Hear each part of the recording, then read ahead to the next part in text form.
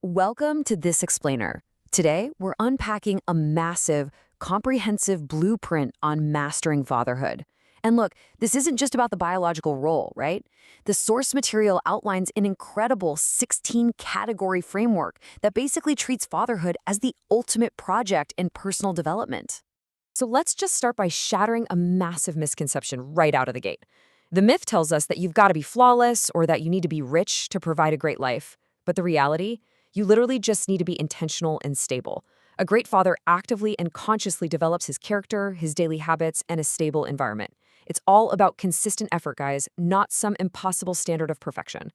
Here is our agenda for this inside-out construction project. We're going to cover 1. The intentional father, 2. Healing and self-mastery, 3. Leading the home environment, 4. Equipping the next generation, and finally, 5. The 10-year roadmap. Let's jump right into section 1, the intentional father, building the foundation. Think of your character like the foundation of a house. Before you can teach or lead anybody else, you need the raw materials: integrity, discipline, emotional maturity, and courage. Without those, well, nothing else stands. You simply can't pass down discipline to a child if you don't practice it yourself. And you certainly aren't going to foster emotional maturity in a teenager if you're losing your cool at every minor inconvenience. Make sense, right? Moving on to section 2, healing and self-mastery, the core of the individual. Now, here is a really fascinating point. Healing yourself first means you actually have to break your own toxic cycles before you can successfully lead a family. This takes some serious self-awareness. It means addressing your own childhood wounds, practicing anger management, and honestly, embracing forgiveness so you don't end up passing unhealed pain down to your kids. So, self-mastery requires actively managing the core pillars of your daily life. And these aren't just chores, they're the literal gears keeping your engine running. We're talking about strict financial responsibility, like budgeting, prioritizing your physical health through exercise and sleep, and of course, essential mental health maintenance. By managing your energy across all these pillars, you ensure you actually have the stamina to show up and be present. All right, section 3, leading the home environment, framing the ecosystem. You know, a peaceful home relies entirely on step-by-step partnership building. Choosing the right partner and nurturing that relationship is absolutely paramount. It starts by aligning on shared values, and then it moves directly into active, respectful communication. The crucial third step, healthy conflict resolution, is vital because, let's face it, your children are always watching how you and your spouse handle disagreements. That is exactly how you model long-term trust. Because this framework is so incredibly practical, it offers tools like this morning routine checklist. Intentionality starts the exact moment you wake up. Just imagine waking up early for some quiet reflection, exercising to manage your physical energy, and reviewing family priorities before the daily chaos even begins. It totally transforms you from being reactive to being fiercely proactive. But remember, leadership inside the home is never about ruling with an iron fist. Actually, scratch that. True home leadership is entirely about leading by example. It involves intentionally creating family traditions that give your kids a deep sense of identity and belonging, while simultaneously setting healthy boundaries that create a safe, predictable environment where everyone knows what's expected of them. Now for section 4, equipping the next generation, the interior work. There's a massive volume of skills you need to teach, and they basically fall into 3 distinct areas.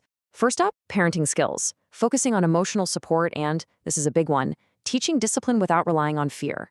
Second, life skills, fostering practical independence, things like cooking, financial literacy, and problem solving. And finally, moral development, where you're actively cultivating ethics, empathy, gratitude, and true accountability.